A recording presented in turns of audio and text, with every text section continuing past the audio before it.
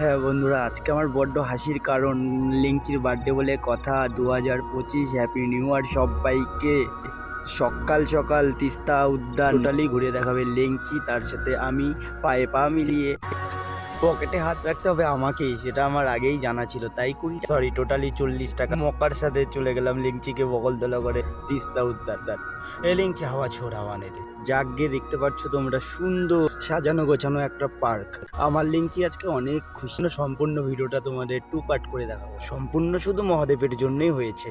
তারই দাবি ছিল, আমার লিংচির দাবি। আমি চড়বো, নেক্সট পার্টে চড়াবো, ঠিক আছে?